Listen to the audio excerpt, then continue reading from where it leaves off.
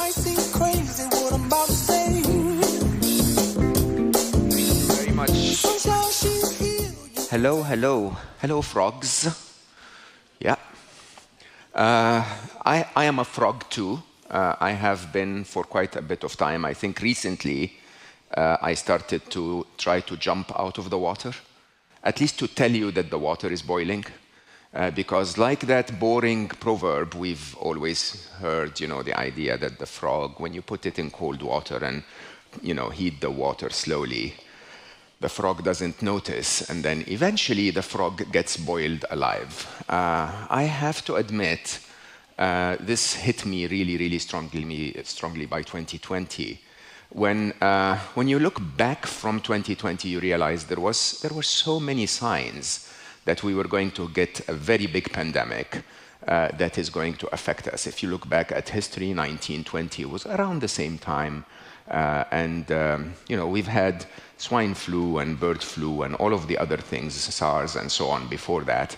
And yet, somehow, no one said, hey, by the way, should we be cautious about a possible pandemic? And then when COVID started, first patient, nobody's paying attention. 20 patients, nobody cares. 100 patients, 1,000 patients. It was really when we started to get to 1 million that suddenly everyone was like, the water's boiling. We're all going to die. Interesting. You seem to, I don't blame anyone for this. I've recently been putting a lot of attention in understanding the economic and geopolitical situation of the world. And until I started to, I thought it was chill. It was okay. Nothing was, and then you start to put your head into it. I think what happens is for each and every one of us, we have limited capacity as humans. Like we can focus on 10 topics, right? 15, and if AI is not one of them, it doesn't really exist to us, okay? Now, I'm here to tell you, this is it. The world as you know it is over, completely done, okay? It's not about to be over, it's over, right? And so I'd openly say, you probably have a year, not to live, you're going to live more than a year, I hope, but you probably have a year to react, okay? And don't blame me, because honestly, I'm never coming back to speak to you. Next year, you're probably going to invite my avatar, right? So, and I promise you that's the truth. Before I came here yesterday, just for the fun of it, I asked Gemini and ChatGPT, I said, give me a 35-minute speech on AI and read me minutes 2 to 4. Yeah, it did sound a bit like a politician, but it made a speech, right? And it's quite interesting how we ignore that, because with something like ChatGPT 4.0, which came out this week, it not only prepared the speech, but it now can also laugh with me and sing with me and tell me things. It sounds very Californian to me, but anyway, I've lived with Californians long enough to put up with it, right? But it's real. It is real. And if you haven't used it, where have you been? In the water, right? Now, if we were to understand, I'm going to try to speak for 30 minutes and then allow us maybe 15 minutes of a chat so that we can come around this as a community. What I'll try to do is first help you understand where we're coming from. Because if you understand the trajectory of what's been happening, how quickly that thing is launching, you can imagine how it's going to look like next year, right? So where we came from, I'm a very serious geek. I started coding at age 8, which feels like a zillion years ago. And when I coded, believe it or not, age 8, first time I coded, I was using BASIC, which is, as the name implies, a very basic language. And I wanted to create an AI. That was my dream, right? Every one of us geeks, we just wanted to create an AI. It was everyone's dream. We never managed to, but we did something that appeared intelligent. So, let me start by defining what is AI. Every piece of code I've ever written before the year 2000 was a piece of code where I solved the problem first with my intelligence and then told the computer how to solve it, right? So it's almost like if I call one of you and give you a puzzle and then tell you, This piece you put in the top left corner, and then that piece under it, and that piece under it, and then turn this one, and so on. You can finish the puzzle, and if someone doesn't hear me giving you the instructions, they would think you're very smart, but you're not, right?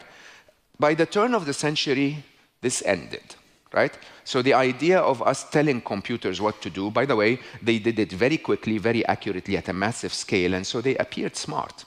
Okay? But it was me who solved the problem. It was my intelligence multiplied, right? By the turn of the century, we discovered something called deep learning. And deep learning was truly teaching computers the way I taught my children how to be intelligent. The way I taught my children how to be intelligent was to give them little puzzle pieces when they were young, you know, those cylinders and a board with different holes in it. And no one ever told their children, no, hold on, my son, take the cylinder, turn it upside down, look at the cross-section. It will look like a circle. Compare it to those holes. It will match the one that is a circle, put it there. Nobody ever tells their children that. What we do is we give them a cylinder and a board, and they keep trying, until one time it goes through, and then suddenly, boom, light bulb, and they learn something. Right? That's exactly what we did with computers with deep learning. By the way, we started to be able to do deep learning because by the year 2000, the internet was big enough for us to have those number of trials for the computers to learn on their own. Now, please understand, when we did that, I think my favorite example of that was the year 2009. We did it earlier, but at the time I was at Google, and we published a paper called the CAT paper. And the CAT paper was, basically we asked the computers to watch YouTube and tell us what they find. We had a lot of compute capacity, so they would take YouTube videos, cut them into 10 frames per second, and compare the patterns on the 10 frames, basically trying. And then one of them said, I found something, we had to write a bit of code to find out what it found, and it had found a cat. Of course, it's YouTube. Right? And it didn't only find one cat, it found what makes something a cat. It could literally find every cat on YouTube. We never taught it how. We never understood how it did it. Understand that, right?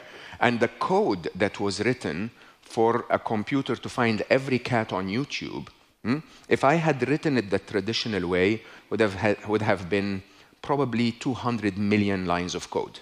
Because I would have to find every possible interpretation of how a cat looks on YouTube and get the computer to see that, right? That code was this big, right?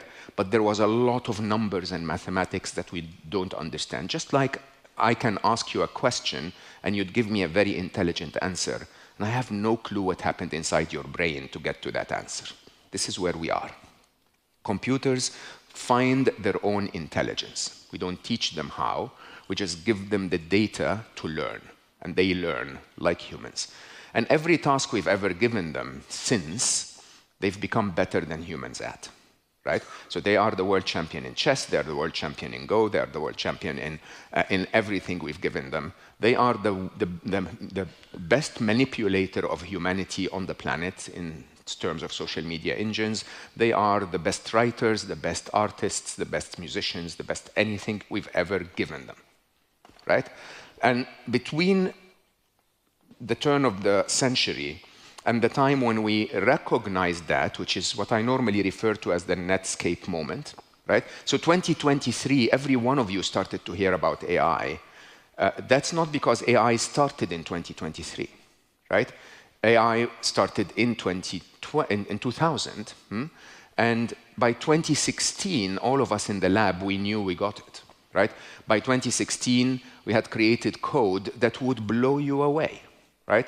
We started to fold proteins. If you understand, protein folding is one of the most complex problems ever faced by biologists in history. You know, it would take a group of PhD students around 8 months to fold one protein. We created AlphaFold in 2016, 2017, and it folded 200 million proteins. Okay? In a day. Now, when ChatGPT came out in 2023, people said, oh, there's something called AI. It's not because AI started, it's because we had a browser. Just like Netscape, when the internet came out in 1995, the internet had existed for almost 15 years before. It's just that for the first time we had a browser, we could see it. Now, since 2023 until today, it's been mind-blowing. Okay? Just to give you a few statistical pointers to understand. First of all, intelligence is a lot deeper than ChatGPT. Let's be very clear. Okay? The task given to ChatGPT and Gemini and others is linguistic intelligence. It's the ability to understand knowledge and communicate and so on and so forth. Okay? Of course, there are other forms of intelligence, emotional intelligence, for example, they haven't learned yet. Right? Intuition, complex mathematics, deep reasoning. All of those forms of intelligence, we haven't seen AI perform that way yet, but we will very soon. And I'll tell you why.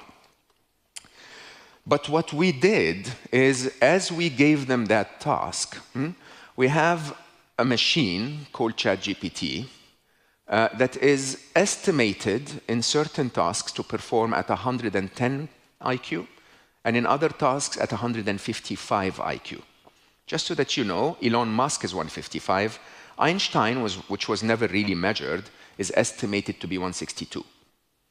So we have machines today that are as intelligent as Einstein.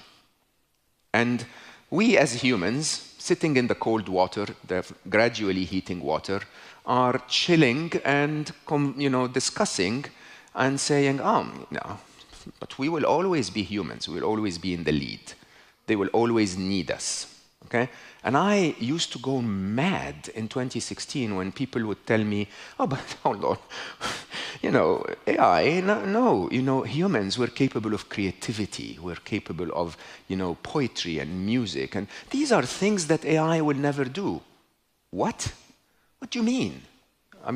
Basically, they're doing every one of them better than us, right? Why? Because if you take the most complex of them, innovation, for example, in my very geeky mind, innovation can be turned into a mathematical equation. It's basically an instruction to a machine that says, find every possible solution to a problem, discard the ones that were proposed before, give me the ones that have never been proposed before, and that is innovation. This is it, right? It's solutions to a problem that have not been seen before. Now, what does that mean? We're all going to die. No, we're not. Okay? What it means is that the world has changed. Okay? And the key word to artificial intelligence is singularity.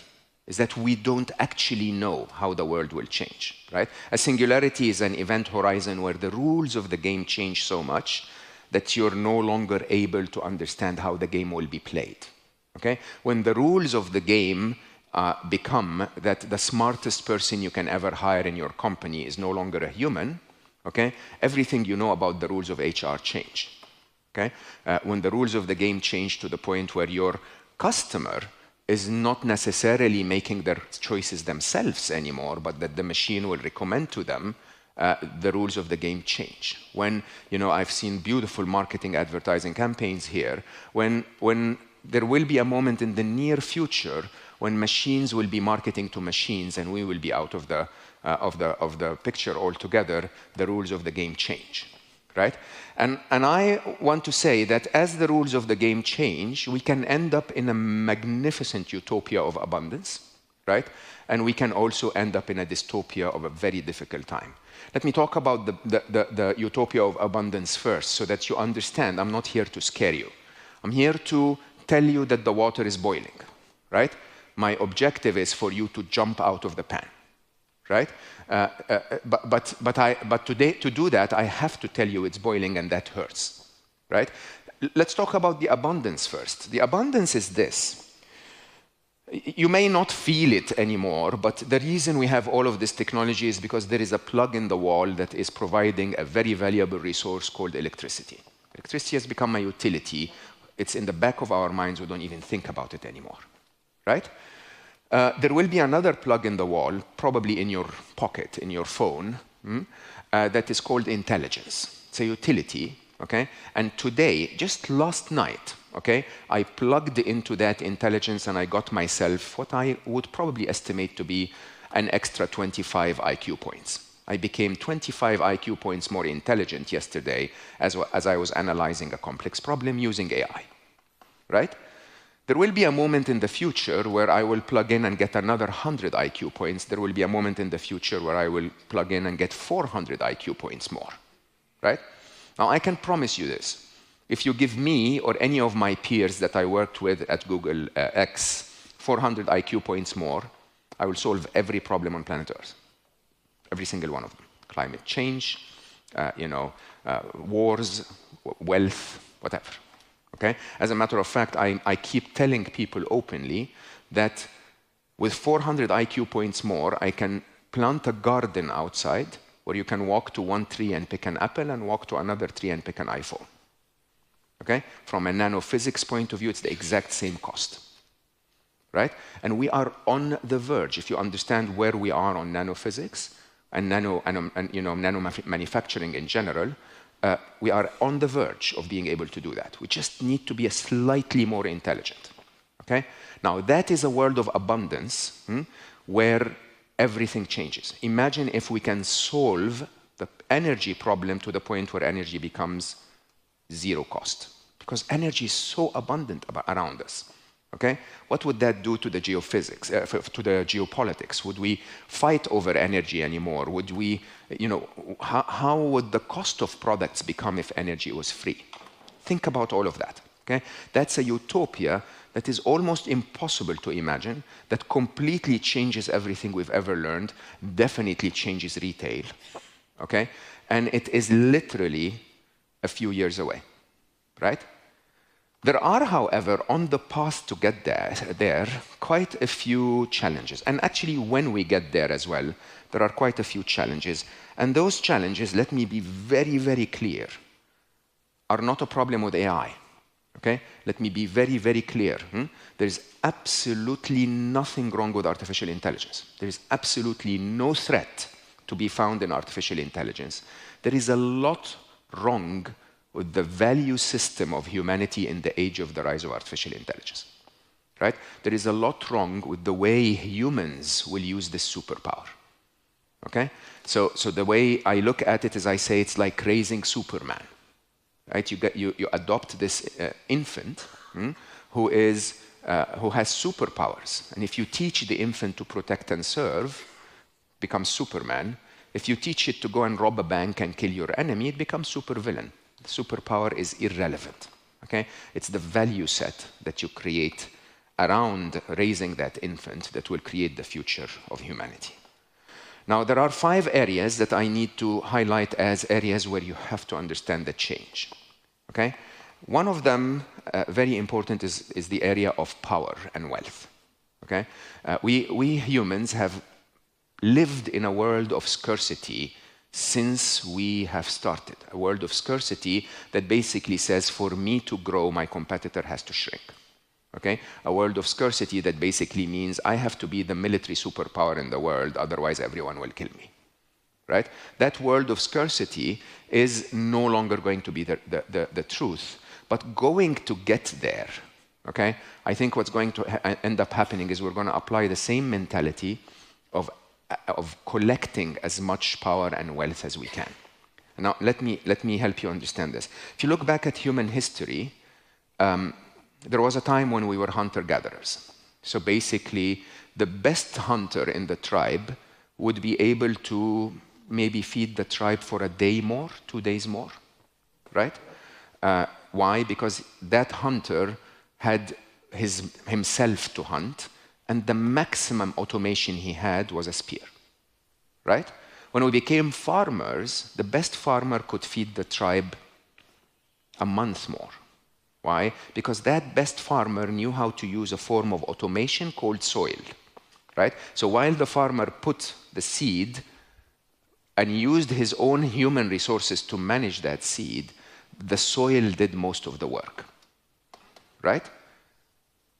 When the Industrial Revolution started, factories with one person handling the operation would multiply the production. When information revolution happened, we now don't even have to go to work. We can work from home and make a difference, right? And as you can see, every time the form of automation became more powerful, the more we multiplied our productivity, and the more we multiplied abundance. But at the same time, the more we multiplied the power of those who owned the automation, right? So the best hunter in the tribe may have been preferred by the leader or fancied by the women of the tribe. That's the maximum he could get. The best farmers didn't make the money. The landlord made the money. Why? Because the landlord owned the automation. The best industrialists, the best engineer in the Porsche factory is not the one that makes most of the money. It's the company that makes the money, and so on, right? And so you will see that very, very soon we will have trillionaires, not billionaires, because some people will acquire massive power and wealth, okay? Because the automation using AI is basically multiple times the automation that was using the internet, right? At the same time, you'll see that with nations. So a nation that gets a significant AI advantage in cybersecurity or in robotic warfare would have a very significant advantage, and all of the other nations would have to submit. So there is a massive concentration of power that is also combined with what I know, by the way, in business as well, between you guys, if some of you are competing in the same country or the same city, the one that manages to harness intelligence more than the others will get a massive advantage. At the same time, there is a proliferation of power. A proliferation of power meaning I could probably, leaving this room, on my phone, order a printer for $22,000, and by the time I get home, I can print COVID. Synthetic biology now allows me to print living DNA, okay? And that's available, open source for everyone, for around $22,000, right? That proliferation of power mixed with concentration of power will lead to an environment of a lot of regulation and surveillance and control. This is the very first thing you have to understand, right? The concentration, surveillance, and control means that your consumer is not as free as your consumer used to be, okay? Another thing that will actually happen very quickly is that a lot of your consumers will run out of business. They'll basically become out of a job. Why? Because jobs will go to the automation platform, right? Your jobs will not go to the automation platform. They will go to someone who knows how to use the automation platform. I know I sound very grim. I apologize. I'm just telling you what is about to happen, okay? What will happen in the next 5 to 10 years is that a retailer, okay, who knows how to use AI really, really well will take the place of a retailer that doesn't, okay? And so you might as well be that retailer. The idea of us, think about it this way, there is around 70% of the code written last year was written by a machine. So I'm talking about my own geeky life, okay? And I'm a very serious geek, but I'm old, right? So I cannot write code that competes with the machines anymore. The machines will write better code than I am. There are still 30% younger developers that are so good at what they do that they still write code better than the machines for now. But remember, over time, the machines will learn that code and learn how to write it as well. That's number 2.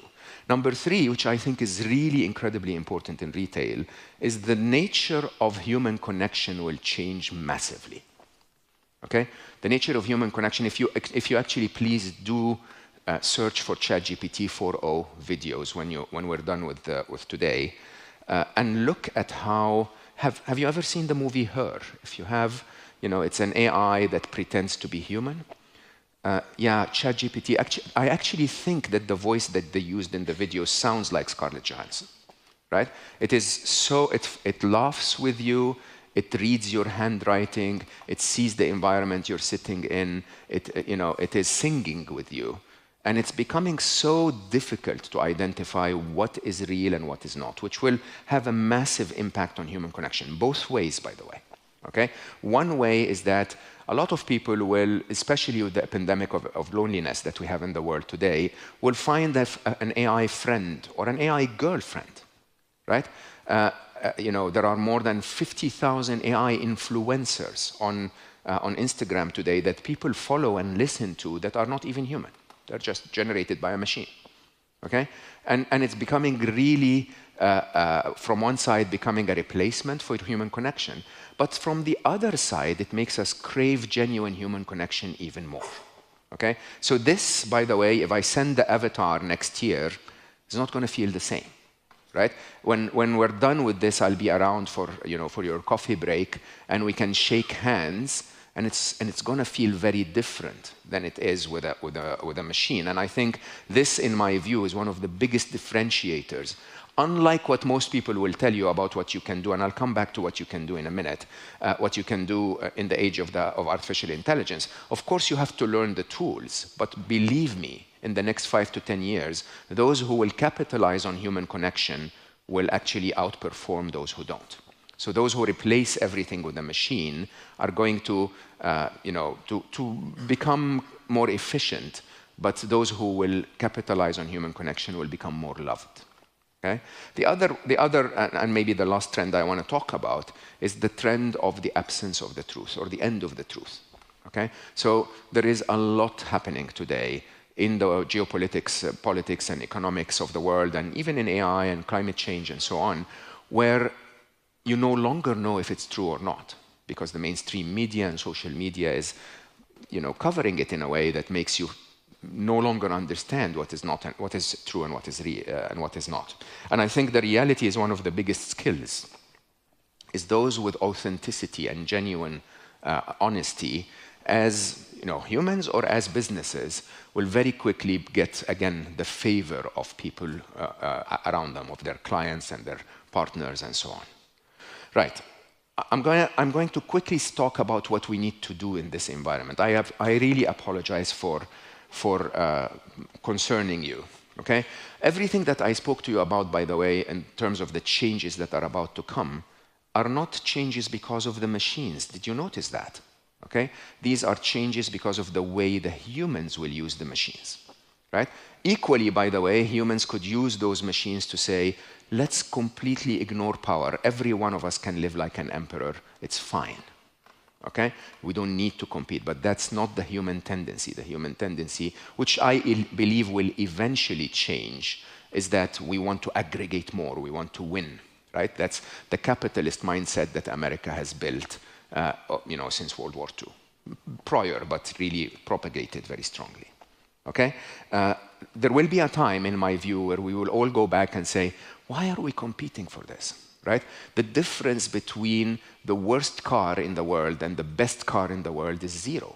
Everything's so perfect, right? The difference between the abundance that every one of us can have today and the life that the Roman emperors had is infinite, right? So why are we competing for more? So I call that normally in my book, Scary Smart, I call it the fourth inevitable.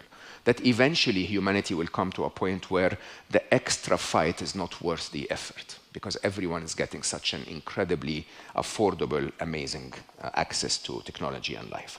Right, so what do we need to do? I'll say that in a couple of minutes, and then we open for questions. There are 3 skills that every organization and every human, and by the way, your kids as well, need to learn. One is learn the tools, learn AI. Right? Don't live in the fax machine era anymore. When you leave today, go to one of the top tools, Gemini or ChatGPT, and basically ask and say, I'm in retail, I live in this country, I'm very interested in food and beverage retail or whatever, I don't know, something, right? What tools should I be aware of? Right? What AI tools should I be aware of if I want to create videos or create marketing material or whatever, right? And it will tell you, and then you can follow from there. By the way, remember, nobody taught you PowerPoint.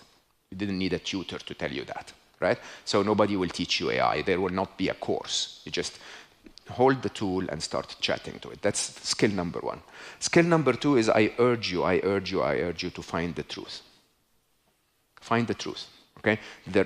The sign of this era is for you to not be... did you see the movie Idiocracy? That's a must. That's a cult classic. You have to see that. You really have to find a way to tell yourself, not everything I'm being told is true. I need to find out for myself what the truth is. Right? So the biggest difference between ChatGPT and Google search when I worked at Google is that when you searched Google, it gave you a million sites and told you find your own truth. Right? When you search ChatGPT, it tells you with confidence, the answer is, boom, a highly influenced Californian answer and view of the world. Okay? I went and asked ChatGPT, what is Mo Gaudat's wife name? For 4 times in a row, it told me the wrong name with total confidence. Okay? And every time I corrected it, it said, oh, I'm sorry. Yeah, maybe you're right. And then on the 5th time, I said, what is Mo Gaudat's wife's name? It gave me the right answer, which is, I don't know. AI is not capable of doing that. So that's the second top skill. The third skill is human connection. Believe it or not, I'm going the exact opposite way. So I know the tools. I spend 3 hours a day to keep up, believe it or not. Okay? I'm very, very careful about understanding the truth. That's the reason why I spend so much time in deep analysis of geopolitical and economic issues, right? But the third one is human connection. So I'm no longer writing books. I just had my 4th bestseller last week, and that's it, right? I'm not actually going to write books again because books are not human. I'm going to go more and more and more in this. So my next topic to champion, I will actually prepare speeches about it. I will go and speak about it on podcasts. I may even prepare a webinar about it or whatever. And then I will ask an AI to write the book. Okay? I no longer need to do the tasks that they can do better than me. But the task I can do better than them is this, is to be able to see you and hug you and say hi and so on and so forth. I'll stop now. I think that gives us around 13, 14 minutes for Q&A. And if I think it would be better to focus on what you want to think about. Thank you.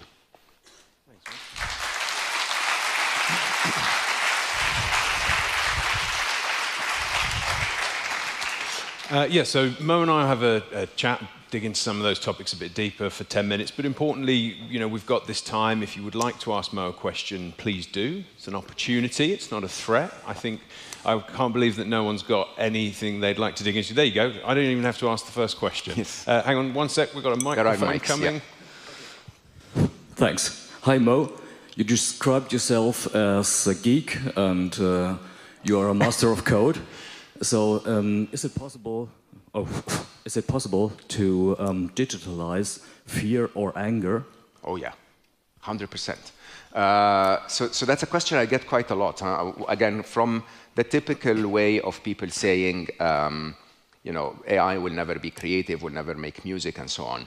So most emotions, I would probably now almost say all emotions. I'll tell you why I moved my mind on that. Most emotions are very algorithmic. We don't see them that way because they seem irrational. But fear is a moment in the future is perceived to be less safe than now. Okay? When you logically perceive that, you feel fear. Okay? In our biological machine is wired to sense that before your logical brain engages. As a matter of fact, your amygdala will perceive a fear 90 seconds before your prefrontal cortex perceives it. So that's why, if something shows up behind you, you jump without thinking. But the same algorithm is true. A moment in the future is less safe than now. Okay? A machine can definitely perceive that, right? I can easily program that in the machine. And if you give the machine a task to, for example, merchandise your store, okay? It will absolutely, as it becomes more intelligent, it will look for possible threats in the future that might prevent it from merchandising the store. That will be analogous to fear, right? And all of the other emotions, anger. Anger is a difference in value set. It's a form of fear, but instead of fight or flight response, there is a hiss response. Let me scream so that you run away. Instead of me running, flight or flight, I want you to run. That's anger, right?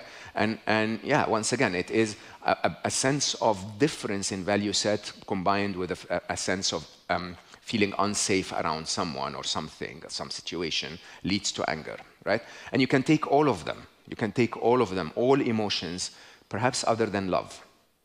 can actually follow an algorithmic path. Now, remember, the way a cat responds to anger is different, or fear, is different than the way a pufferfish responds. It's different than the way we respond. And it's also going to be different than the way a machine responds, right? So, fear for a pufferfish makes it puff, right? For a cat, it hisses, and for a human, we fight or flight, right? For a machine, it might move its code to another place, a different reaction, but the logic of the emotion is the same. I even dare say, and I know it sounds really shocking, that the machines will have a wider range of emotions than we do. And the reason for that logic is we have a wider range of emotion than a goldfish because we can understand concepts like the future, right? And so we can ponder emotions like optimism and pessimism because we can have an image of the future. A goldfish doesn't do that, right? And because the intellectual bandwidth of the machines is likely going to be bigger than ours, they may feel things that we don't really understand at all. I think that's about to happen as well. Having said that, I should also remind you that, as I said in the beginning, emotional intelligence has not been the big investment of the AI community so far, even though, in my view, the natural evolution of the intelligence of the machines will lead them there eventually. Okay, I'll ask a question. We were joined by actually no, sorry, we do have an audience member.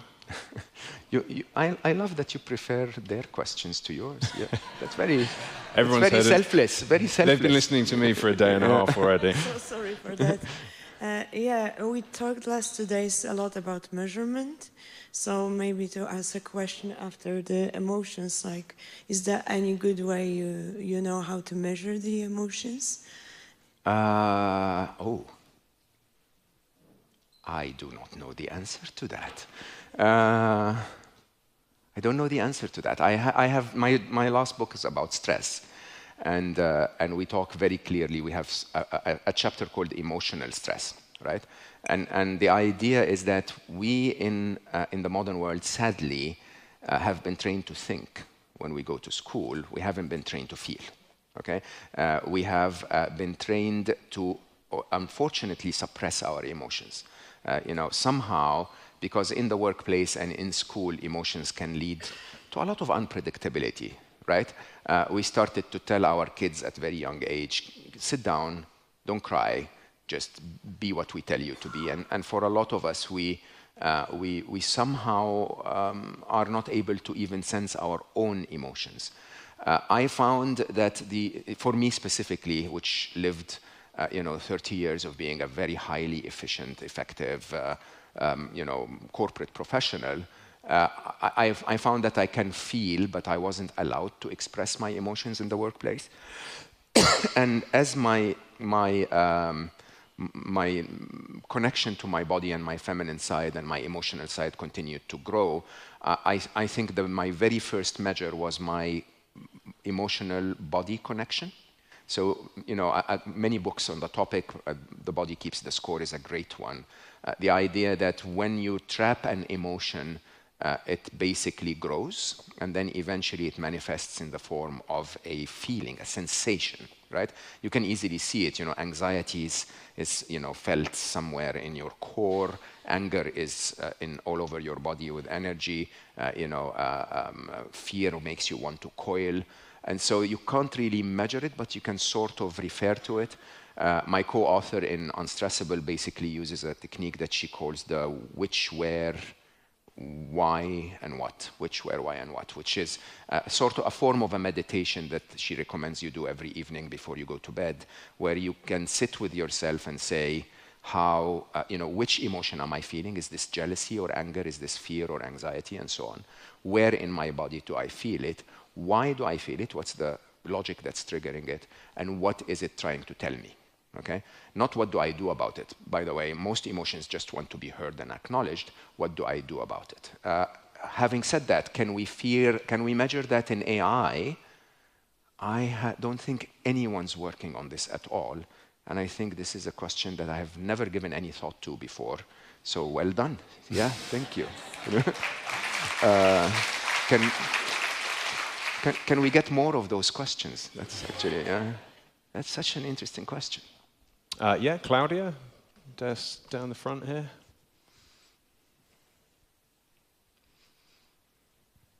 We heard yesterday about how irrational we are as humans. Yes. And in our business, we're always trying to use research or any other methodology to try to predict consumer behavior. Do you think AI can help us do that? 100%. First of all, I don't think we're irrational at all. I think we're predictably irrational. All right? So because we are a very complex machine that takes a lot of input and parameters, and because our situation is always in flux, our behaviors seem to be irrational, right? Fear seems to be a very irrational response to things, but you know, when you know the logic behind it, and if you're aware to capture what triggered it, it's not irrational at all. It's the most rational thing to do, right? The thing about AI is that the way we teach AI, believe it or not, is to actually observe patterns without judgment, which is such an interesting thing that humans are not capable of doing, right? So the idea is an AI would be able to say, it wouldn't be able to explain why, but it would easily be able to say, 16,000 iPhone holders walked by your store and stopped for a minute and then didn't walk in. It can do that. It has all of that information, right? And basically, it can also tell you, and by the way, when you had green in your window, 6% of them walked in, okay? And so much of what is available out there beats the human capability to comprehend, right? So as intelligent as one can be, how much data exactly can you cram into this little one machine, and how quickly can you transfer that data to this machine is truly where the advantage of AI is. The advantage is their memory structure is the entire history of humanity. Everything that's ever been written, everything that's ever happened can be comprehended by one data set, right? And they communicate that data set between them in a matter of a microsecond, when it would take me half an hour presentation to communicate it to you, right? And perhaps a day to prepare the presentation, right? And at the same time, which is the most interesting side of AI, is that if you have a situation when you're driving today and you have to brake and you learn something from it, I don't learn, okay? If a self-driving car goes through that situation, every self-driving car on the planet learns, right? And so with those enormous shrinkages in connection time, in enormous growth in bandwidth, in memory size, we will start to observe structures and data patterns that humans cannot observe, and they'll give us that with zero judgment. Okay? More interestingly, sadly, and I say that with a broken heart, really, is that, believe it or not, the top commercial application of AI in the last 10 years has been manipulating humans. So everything that you see on social media is a machine that has learned so well which video I will click on next, right? And so accordingly, it also can learn so well which product I will buy at which price if it's presented to me with a sticker of which color. And I don't even know that. And I think this, sadly, is where the conversation is going. My biggest ask, if you would allow me to say, is that while I urge you to use AI, okay, I urge you to remember that the way you will use AI is the way your kids are going to be treated, okay? And since the last couple of years, the geopolitical, the economic, the weather, climate change, and the technological advancement, which in my mind are creating a perfect storm for the world we live in, the one song that keeps popping up in my mind is a song from 20 years ago or 15 years ago called "If You Tolerate This, Then Your Children Will Be Next." Okay? And I think the reality is the way we will use technology today is the way technology will be used on us tomorrow. Right? And so I ask every single one of you to start believing in a world of abundance, right? Where basically, if you do things with ethics, you can continue to grow in ways that are unheard of, but in the process, you would be teaching AI to be Superman, not supervillain, right? And so don't abuse AI to take more money from consumers. Use AI to create a better life for consumers, right? And if your intention is to create better life for consumers, you still make money. And you know, when people ask me about the threat of AI and what can we do about it, I answer with one word. Okay? Most of the geeks like me will say either solve the control problem, so write code to make the AI submit to us, or solve the safety problem, which is, you know, write code so when AI does something wrong, we can be safe, right? I say it's an ethics problem. It is not about controlling AI or even teaching AI to cure cancer. This is using AI for good. It's about teaching AI not to lie. It's about teaching AI not to cheat. It's about teaching AI not to steal. It's about teaching AI not to abuse humans, right? And the only way you can do that is to be a good parent. The only way those machines can learn ethics is by observing us humans using them in an ethical way. Most people will tell me, oh, but so many humans are unethical. I don't believe that to be true. I believe that most humans will disapprove of a school shooting, okay? Most humans will not approve of a child being killed. The reason why so many people are debating killing children today is simply because they're not informed. They're informed at a different level of the conversation. But if you strip it down to, would you approve of killing an innocent child, everyone will say no, on every side of every conflict. And I think this is the true test of humanity, that era that we're in today, and you are responsible leaders that can actually implement that. The true test of humanity is if I told you we're going into an age of total abundance, okay? And all that I ask you for is use that abundance ethically. Would you be able to do it? You'll still make a lot of money, you'll still be incredibly successful, you'll still grow your business, you'll still be more profitable, but you're just gonna do it in a way that basically is the way you want your daughter to be treated, okay? And I think if we can manage to get this right, we would end up in the utopia I described to you, okay?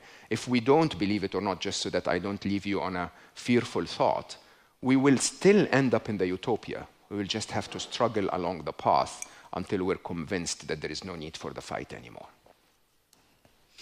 Wonderful. Well, I think unfortunately we're out of time, but I think that's a fantastic and uplifting note to end on. So, Mo Gaudat, everybody.